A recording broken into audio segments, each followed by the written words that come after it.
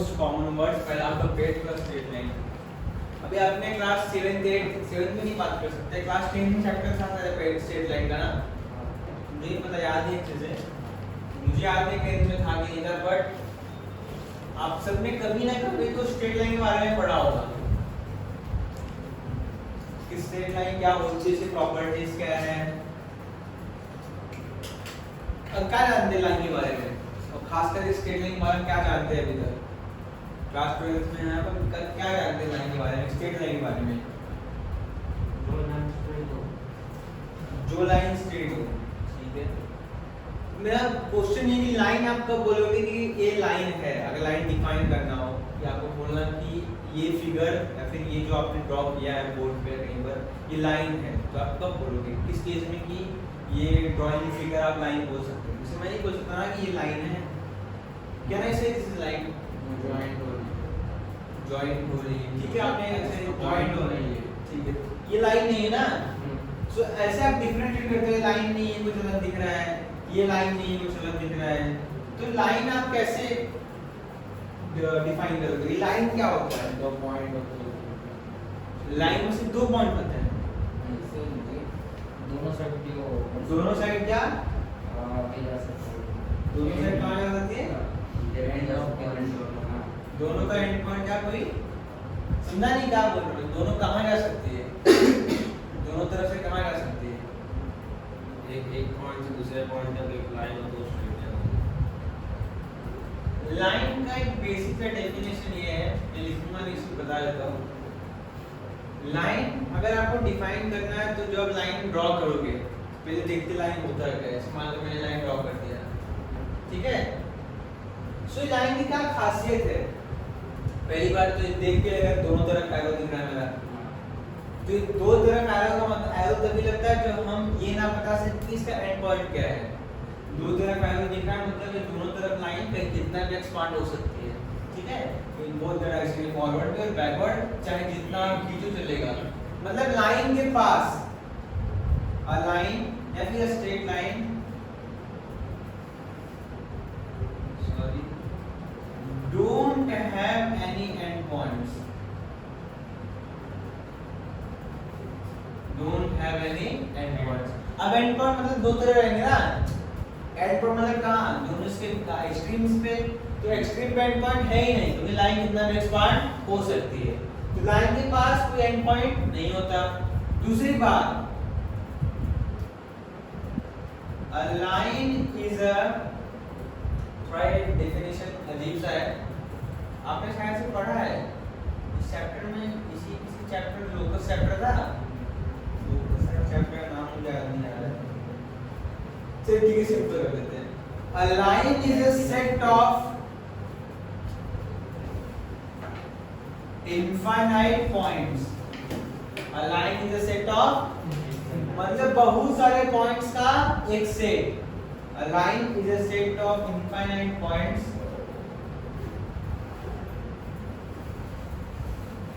lying in the same plane, lying in the same plane, आप और आप बोल सकते हैं and they all are connected,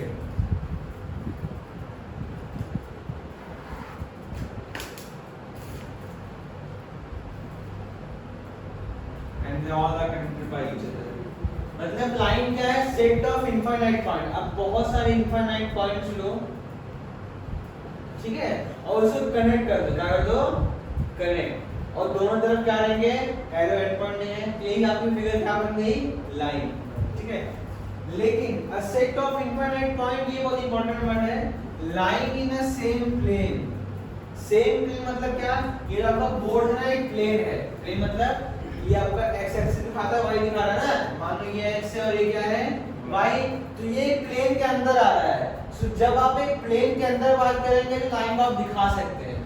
अगर आप प्लेन चेंज कर दें, अब मैं बोलूं कि ये हमारा x है और y इधर आ रहा है, तो मैं लाइन ड्रॉ नहीं कर सकता ना, ऐसे का ड्रॉ करूं, दिख रहा है आपको? नहीं दिख रहा ना, तो लाइन हमेशा एक ही प्लेन के अंदर आएगी, एक प्लेन के अंदर हमेशा आएगी। प्लेन समझता है ना क्या होता है? एक ऐसा सरफेस जो आपको अभी ये सरफेस है आपका पूरा बोर्ड के आपका सरफेस, तो ये एक प्लेन है क्योंकि यहाँ पे सरफेस चेंज नहीं हो रहा, सरफेस बोर्ड है ना, तो बोर्ड के ऊपर आप जो इनफाइनाइट पॉइंट्स को कनेक्ट करोगे वो क्या ड्रॉ करेगा, लाइन, फिगर क्या बनेगी, लाइन। अभी आपने और भी बहुत सारी चीज जानते हैं लाइन के बारे में कि लाइन के अगर कोई फिगर आप बना रहे हो मैथमेटिक्स में या फिर ज्योमेट्रिक मैथमेटिक्स में, अभी जो आप पढ़ते हो मैथ्स 1, इसमें बहुत सारे नाम है, इसमें हर एक फिगर का एक स्पेशल इक्वेशन होता है। अगर आप लाइन ड्रॉ कर रहे हो, सर्कल ड्रॉ कर रहे हो, पैराबोला, हाइपरबोला, इलिप्स, कुछ भी हो, सबका एक अलग-अलग स्पेशल इक्वेशन होता है जिससे हम पहचानते हैं कि ये दिखा, ये इक्वेशन दिखा मतलब लाइन का होगा, किसका होगा, लाइन का। ये दिखा मतलब किसका है, सर्कल का है। सो वो देख के कैसे पहचानते हैं, सो एक लाइन का, ध्यान देना मैं पेयर की बात नहीं कर रहा हूं, सिर्फ एक लाइन के बारे में बात कर रहा हूं अभी तक। सो एक लाइन का, line has a general equation ax plus by plus c is equal to 0, ठीक है, ये लाइन का जनरल इक्वेशन है, ax plus by plus c equal to 0। सुना समझा? और ऐसा क्यों है, क्योंकि यहाँ पावर लीनियर है ना, x की पावर 1 y का पावर 1, तो जब हमारा पावर 1 होता है तो क्या रिप्रेजेंट, लाइन रिप्रेजेंट करता है, क्या करता है, लाइन। क्योंकि लाइन का जो लाइन, ये वर्ड आया है वो आया है लीनियर इक्वेशन से, कहाँ आया है, लीनियर इक्वेशन से। तो लीनियर इक्वेशन का जो LINE वाला पार्ट है वो रिप्रेजेंट करता है लाइन, और ये फॉर्म है लीनियर इक्वेशन को लिखने का। जैसे अगर मैं कहीं ऐसा लिखा हो 3x + 4y = 8, तो मैं इसको बोलता हूं क्या है, एक लाइन है, क्या है, लाइन है। कैसी लाइन है मुझे नहीं पता, बट लाइन है। इसको अगर आप ड्रॉ करोगे ग्राफ पेपर तो क्या मिलेगा आपको, लाइन ही मिलेगा, एक स्ट्रेट लाइन, कहीं ना कहीं से जाएगी, पता नहीं कहां से जाएगी, बट लाइन ही आपको मिलेगा। मतलब अगर आप ग्राफ ड्रॉ करोगे तो कोई कर्व नहीं मिलेगा, ऐसा नहीं मिलेगा, या फिर ऐसा नहीं मिलेगा, कोई लाइन मिलेगी, पता नहीं कहां से जाएगी, वो हमको पता नहीं है, बट आप सिर्फ इक्वेशन को देख के बता सकते हैं कि लाइन है कि कुछ और है। तो ये क्या है, इसमें लाइन है, और कुछ हमारे में बात नहीं करेंगे क्योंकि वो अभी हम जो पढ़ रहे हैं उस पर फोकस करेंगे। तो लाइन क्या होता है, पहली definition, a line is sector of infinite points lying in the same plane and they all are connected by each other, एक दूसरे से जुड़े होते हैं ना। और दूसरी पॉइंट क्या है कि a line don't have any and points, कोई उनके एंड पॉइंट नहीं होता, वो दोनों तरफ से एक्सपांड किए जा सकते हैं। सो ये सब बेसिक इंफॉर्मेशन था, आपके क्लास 10 है, बोल सकते हो लाइन के बेसिस पे कि लाइन क्या होता है क्या नहीं होता है। अब हम बात करते हैं पेयर ऑफ स्ट्रेट लाइन की, अपने चैप्टर के बारे में। सो पेयर ऑफ स्ट्रेट लाइन,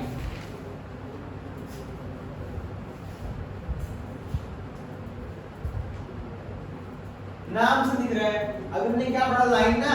अब लाइन अगर ड्रॉ करो तो स्ट्रेट ही रहेगी, लाइन कभी कर्व नहीं बनेगी। अब ये लाइन नहीं है, ठीक है, लाइन दिख रहा है आपको, लाइन हमेशा क्या होती है, स्ट्रेट ही होती है।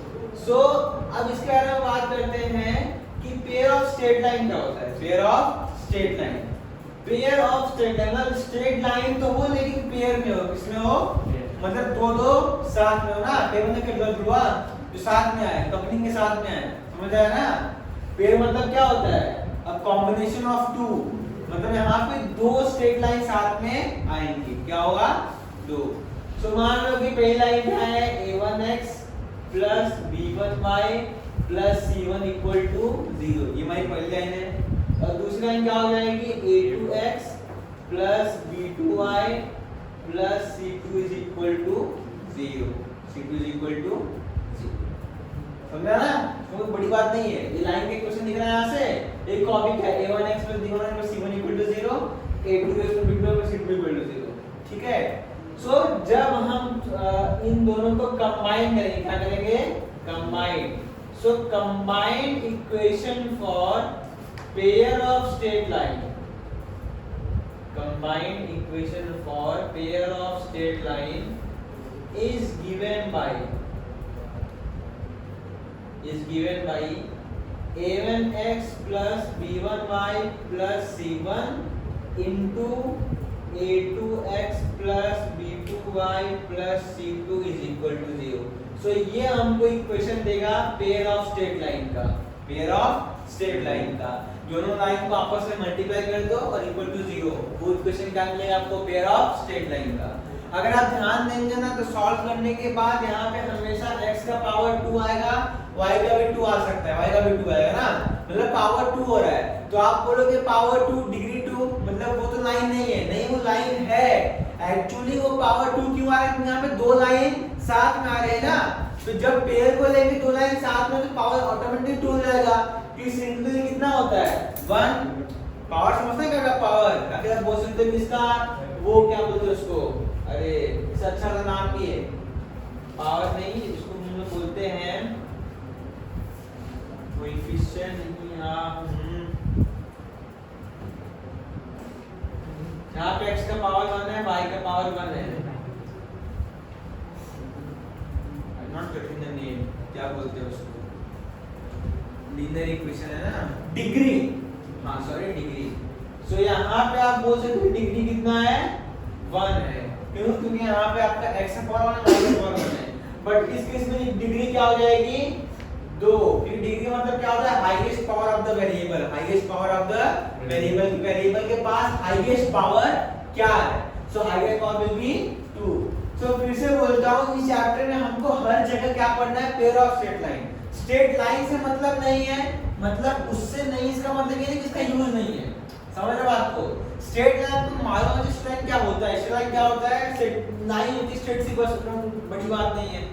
उसके बाद जब हम बात करेंगे पेयर की, तो पेयर में कम से कम दो लाइन तो आएंगे ही, दो लाइन आएंगे, तो पेयर में मतलब होता है कॉम्बिनेशन ऑफ 2, और कॉम्बिनेशन ऑफ 2। सो मान लो कि ये हमारा पहला लाइन दूसरा लाइन है, तो जब हम बात करेंगे कंबाइंड इक्वेशन की, कि एक ऐसा इक्वेशन जो हमको बताए कि उस इक्वेशन में या फिर उस इक्वेशन से क्या मिल रहा है। सो आप बोलोगे कि इस इक्वेशन से क्या मालूम पड़ रहा है कि ये इक्वेशन दो लाइन से मिलके बना है, दो लाइन बना है ना। सो आप आज के बाद अगर आप इस चैप्टर में कहीं कोई क्वेश्चन आया, find the combined equation of given line, given pair of line, तब क्या करोगे, दोनों इक्वेशन को आपस में मल्टीप्लाई कर देंगे, आपको कंबाइंड मिल जाएगा, समझा। और कुछ बात करें लाइन के बारे में, कभी इसके बारे में बात, इसके बारे में, लाइन के बारे में आपको मालूम है लाइन का स्लोप होता है, लाइन का स्लोप होता है,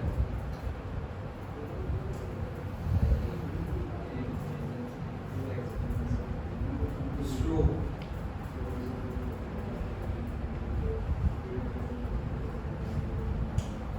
स्लोप का मतलब ये होता है कि लाइन आपके पॉजिटिव एक्स एक्सिस से कितना इंक्लाइंड है, ठीक है। ये तो बहुत भारी वर्ड हो गया। स्लोप का बहुत सिंपल सा मतलब ये होता है, और सीधी भाषा में बात करें तो जैसे मान लो ये कोई लाइन जा रही है ऐसे, ठीक है, क्या ये लाइन ओरिजिन जा रही है, क्या ये लाइन ओरिजिन से पास हो रही है, मेरा क्वेश्चन है क्या ये लाइन ओरिजिन से पास हो रही है, ओरिजिन कहाँ है, जहाँ x और y मिलता है, ये ओरिजिन आपका, तो ये आपका ओरिजिन O है, मतलब 0, 0 ना। मान लो लाइन का नाम क्या रखा L, क्या रखा L, और लाइंस का एक स्पेशल डिनोटेशन भी है, आप लाइन को डिनोट करोगे स्मॉल लेटर से, L M P कुछ भी आप उसको लाइन को डिनोट कर सकते हो, ठीक है। बिना इक्वेशन को लिखे, पूरा इक्वेशन मत लिखो, बोलो कि लाइन L है और नीचे देखो लाइन L का इक्वेशन ये है, सो मेरी लाइन L ये है, ये ओरिजिन से पास नहीं हो रही, मुझे फर्क नहीं पड़ता। मेरा मतलब क्या है स्ट्रोक पढ़ने का, स्ट्रोक का मतलब क्या होता है कि जो लाइन ये पास हुई है ये पॉजिटिव एक्स एक्सिस से कितना इंक्लाइंड है, ठीक है। ये जो एंगल है ना, ये एंगल, यही क्या होता है हमारा स्लोप। ये जो एंगल का मेजरमेंट है यहाँ से लेके यहाँ तक, यही क्या है आपका slope. The angle made by the line with positive direction of x axis. याद रखना हमेशा हम बात करेंगे पॉजिटिव डायरेक्शन की ही, कभी नेगेटिव के बारे में बात नहीं करेंगे। सो स्लोप क्या होता है, the angle made by positive direction of x axis the line, ये जो लाइन मेक कर रहा है एंगल। अब मुझे बताओ अगर लाइन स्ट्रेट गया, लाइन स्ट्रेट गया ऐसे गया पैरेलल टू एक्स, तो इसका स्लोप कितना आएगा। अगर ये लाइन x के पैरेलल पास हो रहा है, इस पॉइंट से कहीं पास हो रहा है पैरेलल, ये हमारा x है, लाइन पैरेलल पास हो रहा है, सो उस लाइन का स्लोप कितना आ सकता है, कितना आएगा 90 डिग्री। ये एंगल हुआ ना, तो स्लोप का फॉर्मूला होता है कि कि वो एंगल का आपको tan वाला वैल्यू निकालना है। जो आपका एंगल निकला 90 0 कुछ भी, वो एंगल का tan वाला वैल्यू, tan आपको याद है, tan वाला वैल्यू। सो क्या लगता है ये जो लाइन गई, मान लो लाइन m है, क्या है m, तो क्या लाइन m x एक्सिस के पॉजिटिव डायरेक्शन से कितना एंगल बना रही है, कितना एंगल बना रही है? नहीं समझा? मान लो ये आपका लाइन m है, अगर मैं उसको उठाऊं यहां से और इसको उठा के इसी x पे लाके रख दूं, तो क्या पॉसिबल है? क्योंकि जब दो लाइन पैरेलल होती है तो उसको हम शिफ्ट कर सकते हैं, ठीक है? तो अगर आप ध्यान से देखोगे कि ये लाइन अगर मैं शिफ्ट करूं यहाँ पे लाऊं आके, तो ये लाइन सीधा इसके ऊपर गिरेगी ना, इसके ऊपर गिरने गिरेगी। तो लाइन m और x के बीच का एंगल क्या है? फिर जीरो है ना। अगर दो लाइन से जो ऊपर की लाइन एंगल कितना होगा? जीरो होगा, कॉमन सेंस है। सो एंगल कितना है इनके बीच का? जीरो। कितना है? जीरो। तो tan जीरो कितना होगा? Zero. tan zero zero. So जब दो लाइंस पैरेलल होंगी या फिर जब कोई लाइन पैरेलल हो किसी दूसरे लाइन को या फिर x एक्सिस को बोलो, किसको बोलो? x एक्सिस को।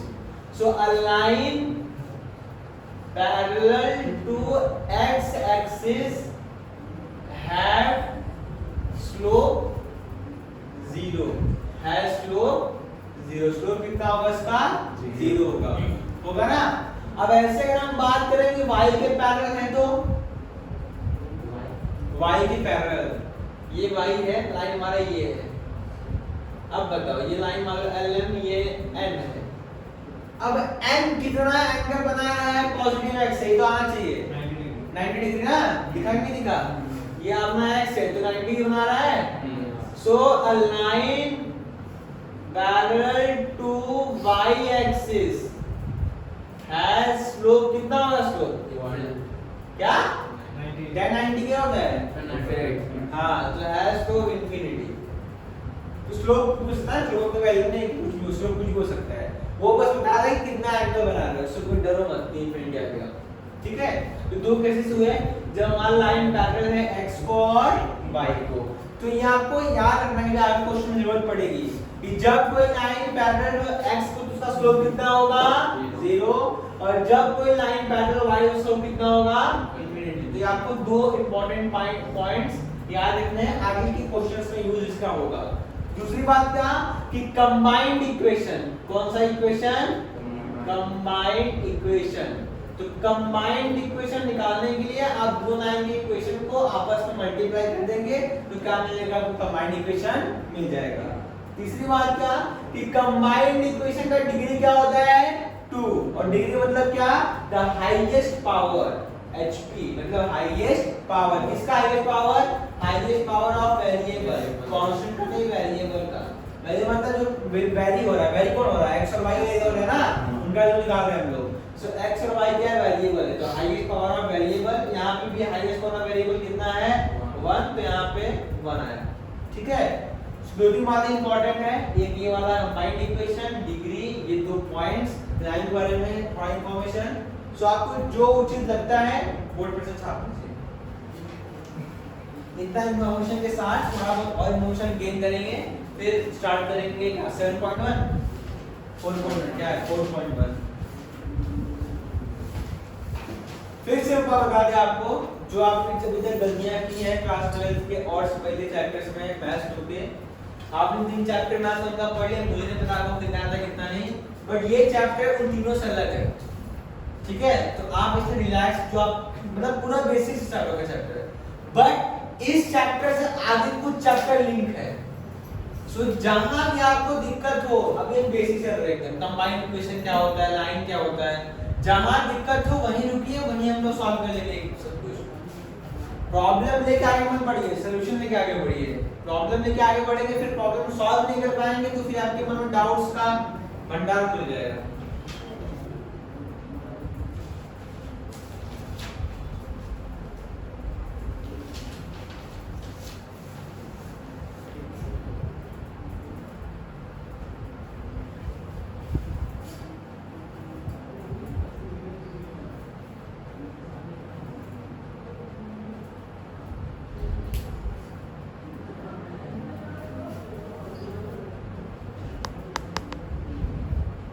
क्या formula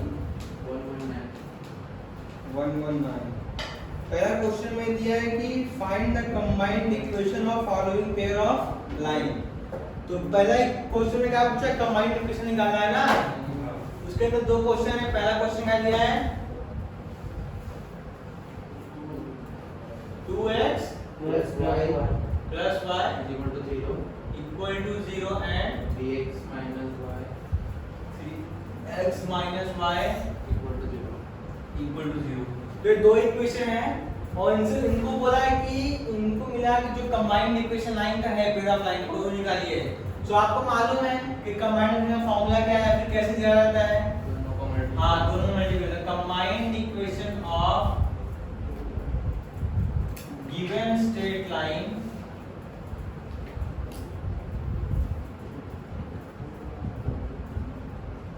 is given by multiplication है ना।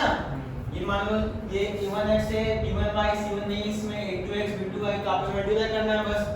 सो 2x plus y multiply by 3x minus y equal to 0 multiply कर दिए। बट सॉल्व तो करना पड़ेगा मल्टीप्लाई करने के बाद। सो मल्टीप्लिकेशन रूल क्या है, आप एक टर्म लेंगे और सामने वाले के हर टर्म में कराएंगे, फिर एक टर्म लेंगे फिर हर टर्म में। यही रूल है मल्टीप्लिकेशन का।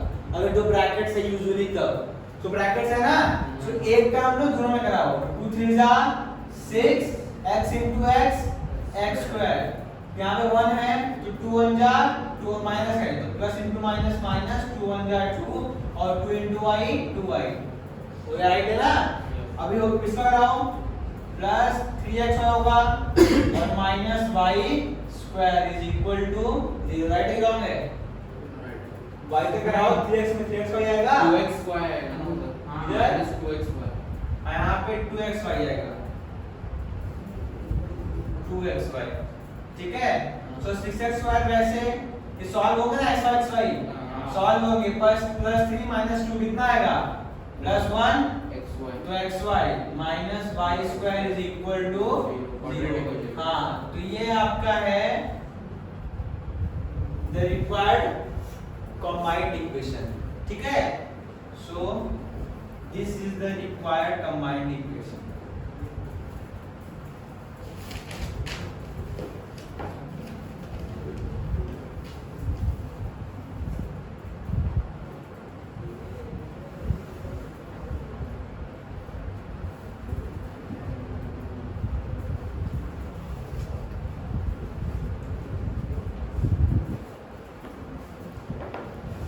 और एक बात, अभी क्वेश्चन बहुत डिफिकल्ट नहीं था, बहुत डिफिकल्ट क्वेश्चन नहीं, सिंपल क्वेश्चन है, मल्टीप्लाई करना है बस, सॉल्व कर देना उसको अगर वो सॉल्व हो रहा है तो।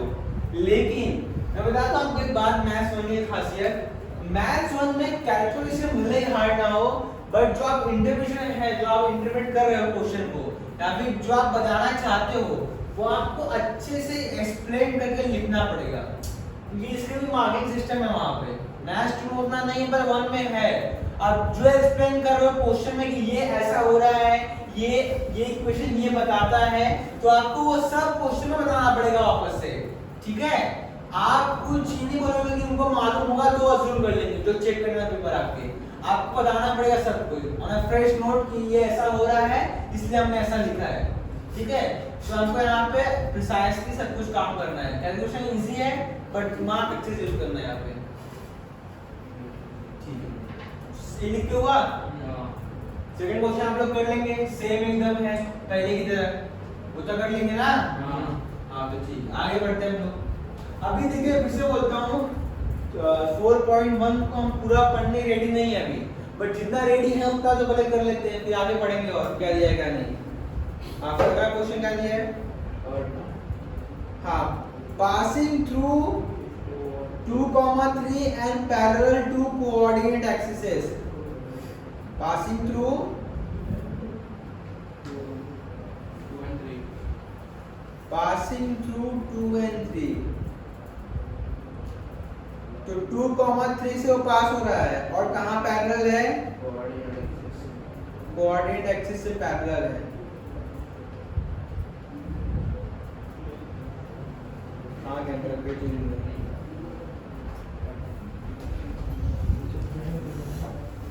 हाँ हाँ ठीक है, हो गया। अब इसमें क्या दिया इम्पोर्टेंट में देखिए पहले। यहाँ पे कुछ बातें हैं जो आपने समझ पाएंगे, ठीक है, समझने की कोशिश करते हैं। पहली बात जो क्वेश्चन में ऊपर लिखा है बड़े फ्रेम में, question number 1, find the equation for the find the combined equation for pair of straight line. मतलब लाइन कितने हैं?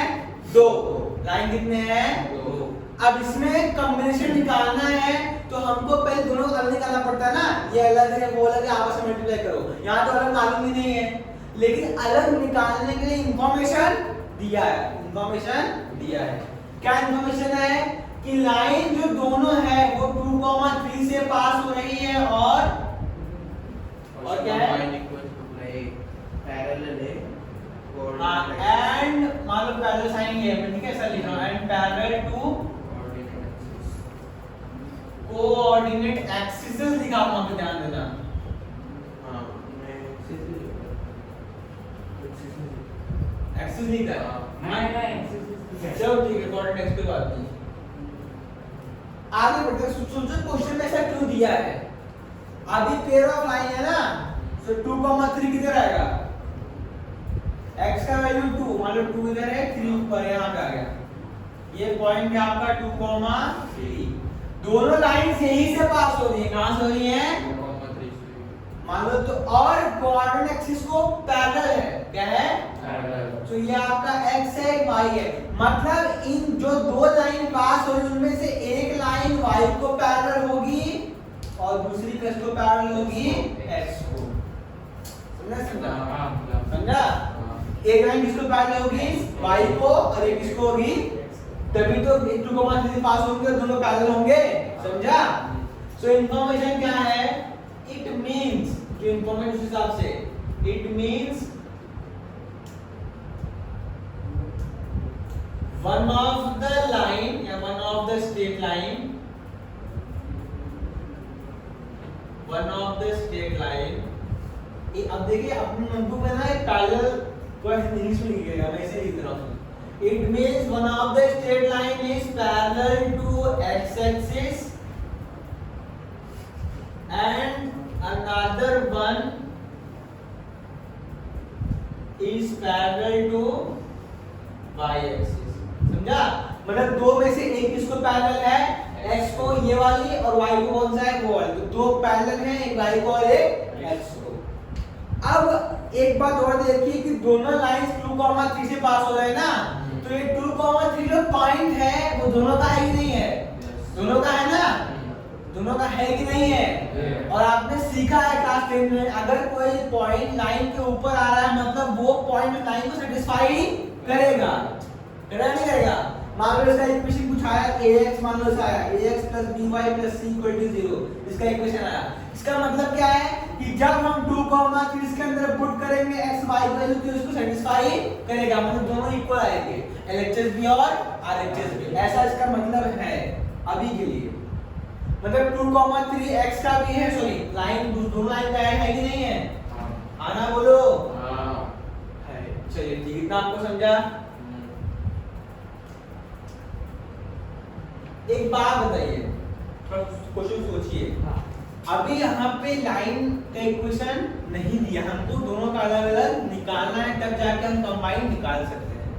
तो ऐसा हम क्या यूज करें या फिर क्या इंफॉर्मेशन हमने अभी तक पढ़ा है प्रीवियस क्लासेस में कि एक लाइन का आपको पॉइंट दिया है लाइन के ऊपर का और कुछ इंफॉर्मेशन नहीं दी है, तो हम कैसे उसका इक्वेशन निकालें? सिर्फ पॉइंट की सहायता से। या फिर आप कुछ बताओ कि और कुछ दिया है इसके अंदर, आपको दिख नहीं रहा है, कुछ और दिया है जो दिख नहीं रहा है हमको, कुछ दिया है जो नहीं दिख रहा है हमको।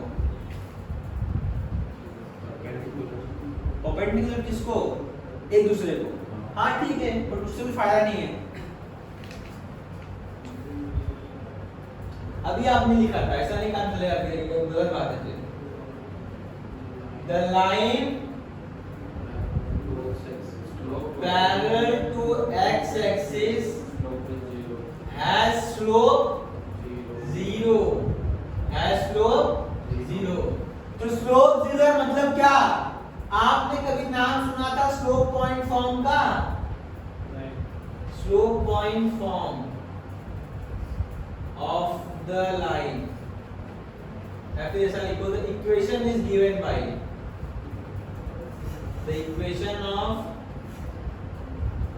लाइन इज गिवन बाय, तो जब हमको स्लोप मालूम हो और उसके ऊपर का एक पॉइंट मालूम हो तो फॉर्मूला बनता था इक्वेशन निकालने का लाइन का, वो क्या है, y minus y1 is equal to m into x minus x1।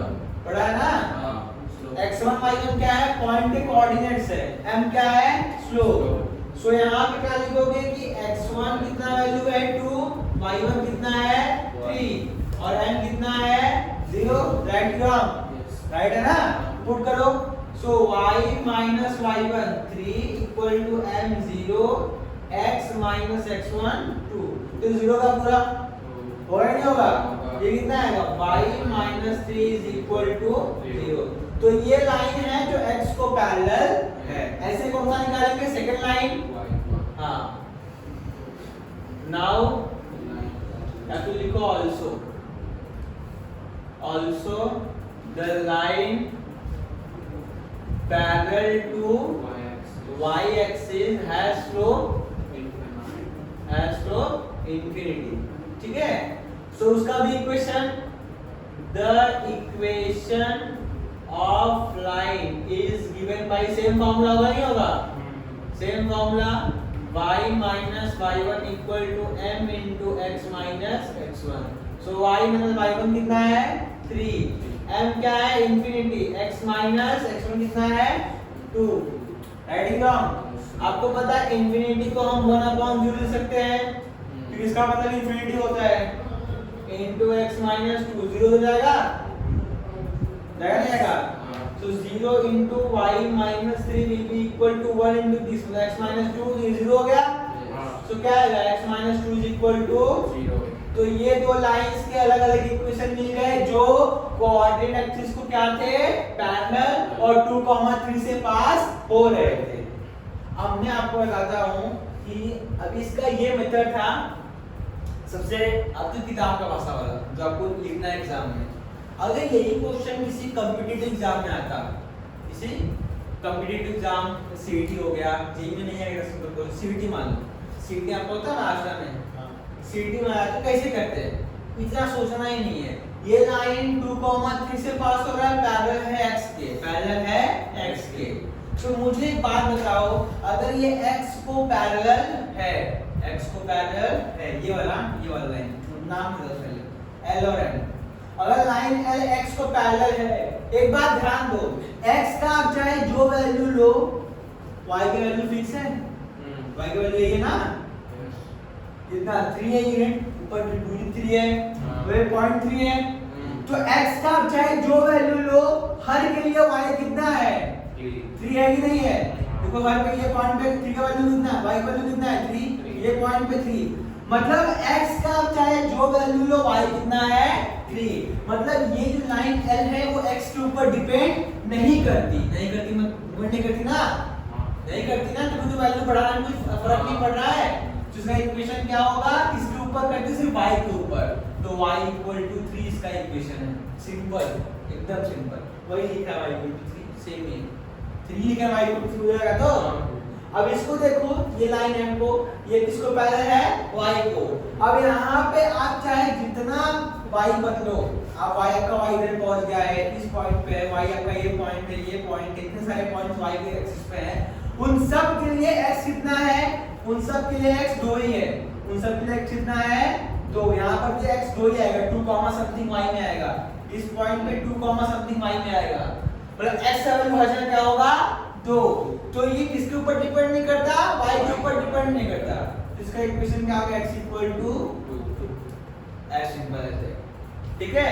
तो ये था कॉम्पिटिटिव स्किल और ये क्या आपका मास्टर बोर्ड, दोनों अपने अपनी जगह सब सही है।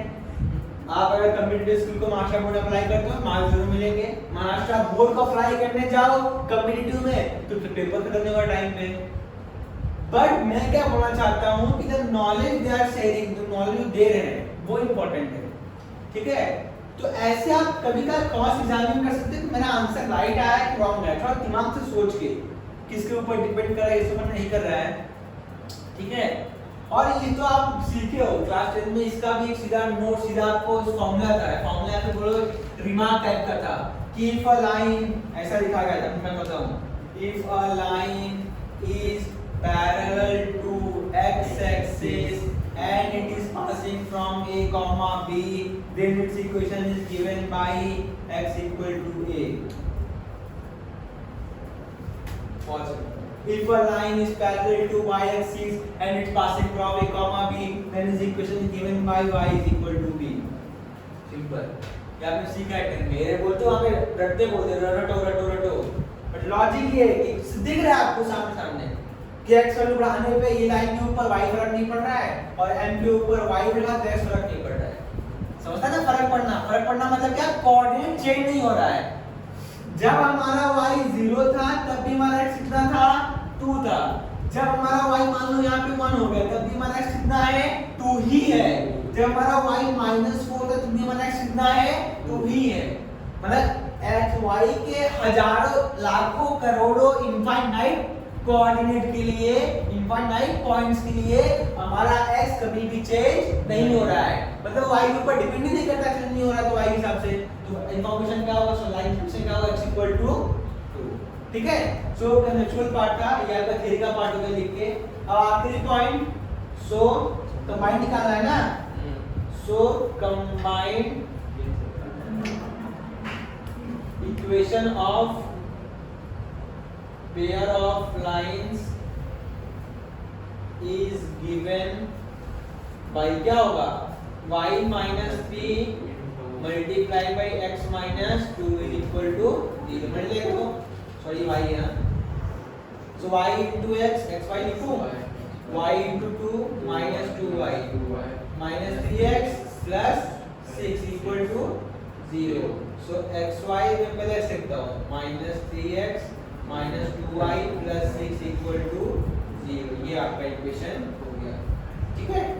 सो ये आपका कंबाइंड इक्वेशन आया। लेकिन एक मिनट लिखने से पहले मुझे एक बात बताइए, अभी आपको मैंने बताया था कि कंबाइंड इक्वेशन का डिग्री हमेशा 2 होता है ना? तो क्या यहाँ पे डिग्री 2 है? मतलब मैंने गलत पढ़ाया तो फिर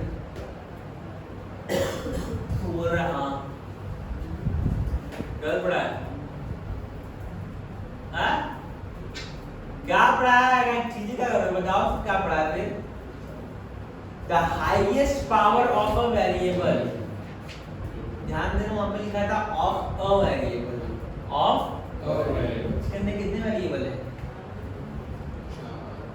ये छापड़ मारो, 2 ही x y है, 4 है, वो 4 टर्म है, 4 टर्म। भाई तुम लोग पढ़े ना 9th में, भाई हाथ में नहीं पढ़ा कर 9th अभी 9 पढ़े ना कि पॉलिनोमियल क्या होता है, टर्म क्या होते हैं, कोएफिशिएंट क्या होता है, समझता है ना?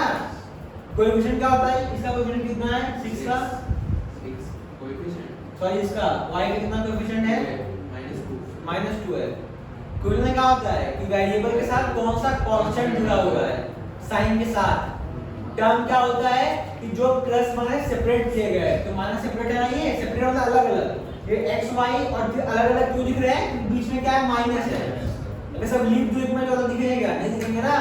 तो अलग क्यों दिख रहे हैं? बीच में माइनस है। तो जो भी हमारे टर्म्स होते हैं सेपरेटेड बाय माइनस साइन, उन्हें क्या बोलते हैं? टर्म। समझा? अब यहाँ पे मैं बोल रहा हूँ पावर क्यों है, हाईएस्ट पावर 2 क्यों है? क्योंकि आपने क्लास 9th में सीखा था, तो अगर आपने इसे हम निकल नहीं उसमें क्लास 9 में सीखा था कि जब एक पॉलिनोमियल के अंदर सिर्फ एक वेरिएबल, कितना वेरिएबल हो, तब उसका हाईएस्ट पावर ही डिग्री होता है, तब उसका हाईएस्ट पावर डिग्री। लेकिन जब एक पॉलिनोमियल है तो है ना, पॉलिनोमियल तो है ना, हर पॉलिनोमियल समझता, पॉलिनोमियल सब पॉलिनोमियल का अगर पॉलिनोमियल हां क्या होता है? पॉलिनोमियल उसमें वो बाइनोमियल था उसमें स्पेस का किस तरह से ऐसा कुछ नहीं। हां कितना भी टर्म रख सकते पॉलीनोमियल मतलब an algebraic expression where the power of a variable always to be a integer multiple and is to be non-negative, और आप बोल सकते हो पॉजिटिव। मतलब क्या? एक algebraic expression पॉलीनोमियल कब कहलाएगा? जब उसके सारे वेरिएबल का जो पावर होगा क्या होगा? वो हमेशा इंटीजर हो। कैसा इंटीजर है? पॉजिटिव इंटीजर, मतलब 1 2 3 4 5 6 7 8 0। -1 एक्सेप्टेबल नहीं है, -2 एक्सेप्टेबल नहीं है, समझी बात? -1 -2 हाफ एक्सेप्टेबल नहीं है, चाहे प्लस चाहे माइनस, मतलब प्योर नंबर हो और पॉजिटिव हो। क्या हो? प्योर नंबर और पॉजिटिव इंटीजर हो। तो जब ऐसा केस आएगा तो क्या बोलेंगे? तो पॉलिनोमियल है। और जब हमारे पॉलिनोमियल में कितने वेरिएबल हो? एक से ज्यादा, तो वहां पे बेटा हाईएस्ट पावर को डिग्री नहीं बोलते, हाईएस्ट, ध्यान देना, हाईएस्ट सम ऑफ पावर को डिग्री बोलते हैं। क्या बोलते हैं? तो सम ऑफ पावर मतलब क्या? एक्स वाई को जोड़ो, यहाँ जोड़ो, कितना है? यहाँ जोड़ो, यहाँ y है नहीं, मतलब 0 है y का पावर क्या है? तो 0 + 1, यहाँ पे कितना है फिर? यहाँ पे कितना है? 0, दोनों 0 ना, x y दोनों नहीं है, तो 2 1 1 0, कौन बड़ा है? तो डिग्री कितना होगा? 2। तो आप खोल के देखोगे तो 2 दिखेगा। आई बात समझ में? तो highest power of a variable, जब उसमें वेरिएबल एक से ज्यादा हो, हाईएस्ट पावर नहीं होता, हाईएस्ट सम ऑफ पावर होता है। आई बात समझ में? इसलिए डिग्री 2 का है, भले आपको ना दिखे। समझा? क्या समझा? डिग्री 2 का है। डिग्री 2 का है, डिग्री 2 का है ये सम ऑफ सम ऑफ क्या? इसमें अगर इस इक्वेशन में अगर x y दोनों है ना एक साथ में, हाँ, तो उसका डिग्री ऐड हो जाता है। हाँ, उसका हाँ। डिग्री जो बड़ा होता है तो अगर इक्वेशन में x y में दो वेरिएबल हैं, हाँ। तो उनको ऐड करके हम डिग्री बताएंगे। ये नहीं अकेले अकेले, ये भैया 1 है 1 1 1 नहीं, मिलाओ साथ में, कितना आगे मिलाने पे ऐड करो दी पावर्स को। Parallel to x axis has slope कितना? 0। दूसरा पॉइंट क्या था? Line parallel to y axis has slope infinity, infinite बोल सकते हो। थर्ड, ध्यान देना, if two lines are parallel, क्या है? Parallel, and their slopes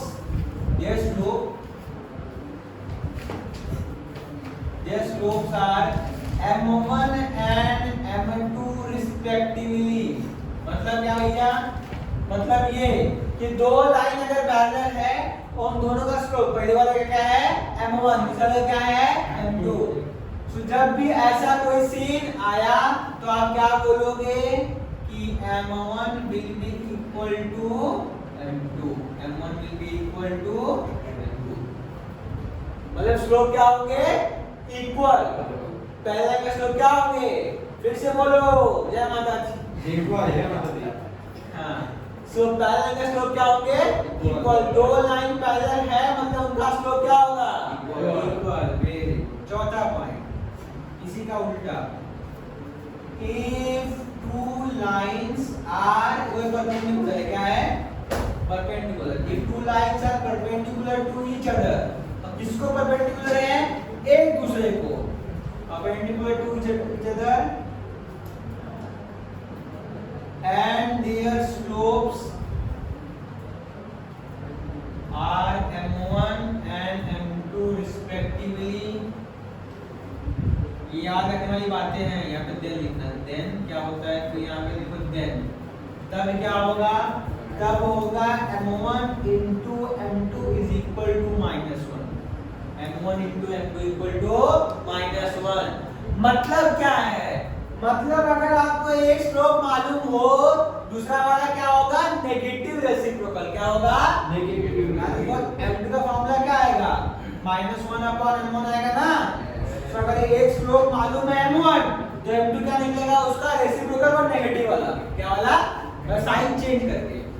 तो ये कुछ पॉइंट्स हैं इस चैप्टर के रिगार्डिंग, कुछ इंपॉर्टेंट पॉइंट्स हैं, तो उनको ध्यान दें। हम हर चैप्टर में धीरे धीरे जितना गहराइयों में जाएंगे ये पॉइंट बढ़ता है कि 4 5 6, बट ये याद रखना कि स्टार्ट कहां से हुआ था और एंड कहां पे होगा।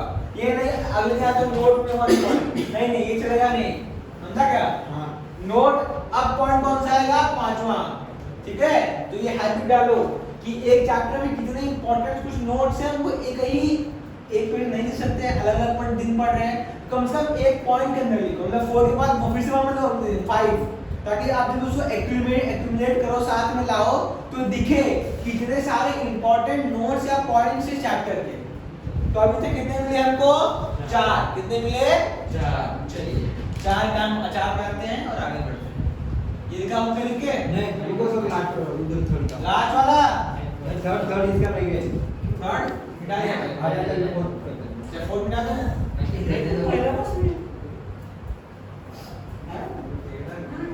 आगे बढ़ो आगे बढ़ो। क्या हुआ?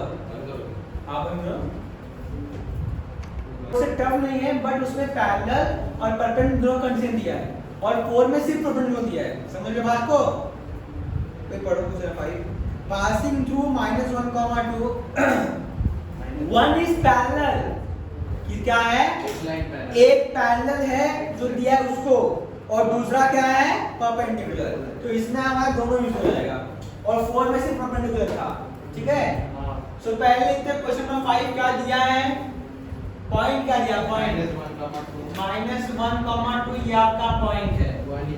आपको one of the line is parallel to x plus 3y minus 1 3y minus 1 equal to parallel है ना? मुझे बताओ स्लोप ऑफ गिवन लाइन क्या होगा? स्लोप ऑफ गिवन लाइन क्या होगा? इसका हमने फॉर्मूला आपको बताया था ट्रिग्नोमेट्री में, ट्रिग्नोमेट्री नहीं सेकंड चैप्टर में। हाँ एप्लीकेशन ट्रिग्नो में बताया था। हाँ इसका ना हाँ x2 minus x1 y minus 1 0 to f1 नहीं स्लोप क्या होगा लाइन का? वो कब करते हैं y में y1 जब हमको इक्वेशन निकालना हो, इक्वेशन दिया है तो स्लोप क्या होगा? हाँ माइनस a अपॉन b। तो माइनस a अपॉन b क्या है? अगर आपका इक्वेशन इस फॉर्म का है ax plus by plus c equal to 0 तो यहाँ पे स्लोप क्या होगा? Minus a upon b। तो यहाँ पे माइनस a मतलब a का कोएफिशिएंट, इसका कोएफिशिएंट x का कोएफिशिएंट यहाँ पे कितना है? 1 बट माइनस साइन के साथ, तो -1 अपॉन y वाला क्या है? तो स्लोप क्या होगा गिवन लाइन का? -1/3। ठीक है। सो slope of one of pair of line क्या होगा? नहीं समझा? ये गिवन लाइन का स्लोप है। पेयर जो पेयर लाइन है, जो दो लाइंस है उनमें से एक इसको पैरेलल है ना, तो अभी आपने लिखा था दो लाइन पैरेलल मतलब क्या? स्लोप क्या होगा? इक्वल होगा। तो जो स्लोप गिवन लाइन का है वही स्लोप उसका भी होगा, जिसका हमको कॉम्बिनेशन निकालना है। सो slope of one of pair line क्या होगा? -1/3। So equation of one of pair of line, अभी वन ऑफ क्यों लिख रहा हूं मैं? दो में से कोई एक जो उसको पैरेलल है, उसको पैरेलल है। Slope of one of pair line क्या होगा? y minus y1 m into x minus, so y minus y1 किधर है? 2 है। अरे डिकोड है 2 है ना? स्लोप कितना आया? -1/3 into x minus of -1, दो का माइनस है ना? तो y -2 ये 3 रहेगा is equal to -1 x plus 1 हो जाएगा, राइट? 3 into y 3y 3 2 जा 6, ये -x -1 सब कुछ कर लेके आओ। तो ये x plus 3y -6 plus 1 equal to 0 solve कर लो। क्या होगा ये? x plus 3y -5 equal to 0। So ये लाइन है जिसको क्या है? पैरेलल। क्या है? अब ध्यान में देखा स्लोप कितना है? -1/3 है ना, तो इसका भी सीधा सेम स्लोप है, तो पैरेलल लाइन स्लोप सेम होता है। अब बढ़ते हैं हम लोग आगे सेकंड केस में। सेकंड केस क्या दिया है?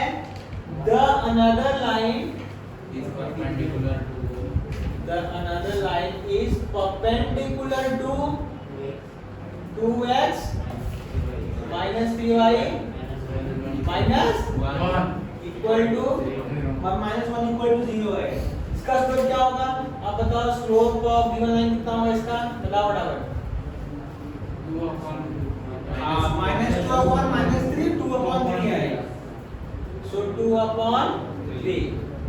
तो स्लोप ऑफ अनदर लाइन, या फिर यहाँ पे लिखो अगर और चलना, slope of line perpendicular to given line क्या होगा? क्या होगा? नहीं, परपेंडिकुलर का तो नेगेटिव रेसिप्रोकल, नेगेटिव रेसिप्रोकल उल्टा तो करो बट साइन चेंज करके। पैरेलल हो तो सेम, पैरेलल हो तो सेम, परपेंडिकुलर हो तो नेगेटिव रेसिप्रोकल, उल्टा करो बट साइन चेंज कर दो। साइन क्या है? प्लस माइनस आएगा, अब उल्टा करो 2 अपॉन 3 क्या होगा? 3 अपॉन 2। यहां पे भी लिखो, अच्छा लिखेगा slope of line parallel to given line. यहां पर लिखो equation of line parallel to given line. इसे का पढ़ने में अच्छा लग रहा है, ठीक है, समझा? सो यहां कितना स्लोप ऑफ गिवन लाइन हो गया। सो इक्वेशन कितना आएगा? Equation of line perpendicular to given line क्या हो जाएगा? बताओ फटाफट। Same formula, y minus y1 is equal to m into x minus x1। so y मतलब y1 कितना है? 2, m कितना आया? -3 upon 2, x minus x1 मतलब minus of -1 ना। सॉल्व करते हैं इसको, y minus 2 इधर आएगा, will be equal to -3 times x plus 1, so 2y minus 4 equal to -3x minus minus क्या आएगा? दूसरा ये लगाओ, -3x plus 2y minus 4 plus 3 equal to 0, so 3x plus 2y minus 1 equal to 0। ये दो lines आपको मिलेंगे, क्या मिले? सिर्फ दो लाइंस, इनका क्या निकालना है हमको? Combined equation. सो अभी लाइन जगह नहीं, इधर जगह है, इधर लिखते हैं हम लोग। सो कंबाइंड equation of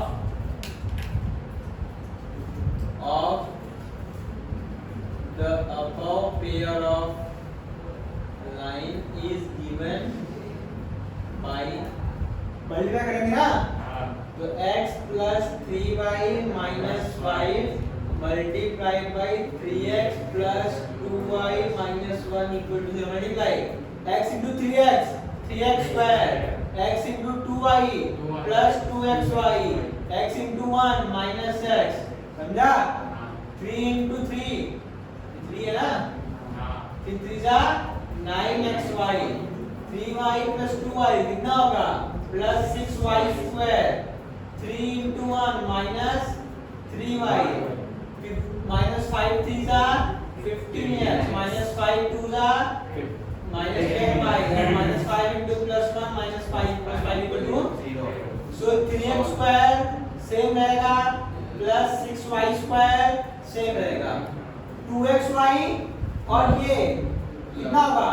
11xy ना, 11xy। अब x वाला कहाँ है? यहाँ पे x है 15x minus 16x, यहाँ पे minus 3y, यहाँ minus 13y plus 5 equal to, तो ये आपका क्या है? Combined equation. So this is the required combined equation, लिखना आपको। सो क्वेश्चन लेती है, हाँ है, सिर्फ 2 नंबर का है भी, लेकिन इंपॉर्टेंट क्या है? वो जो ट्रिक थे, पहला क्या कि अगर पैरेलल है तो स्लोप इक्वल होगा, परपेंडिकुलर तो क्या होगा?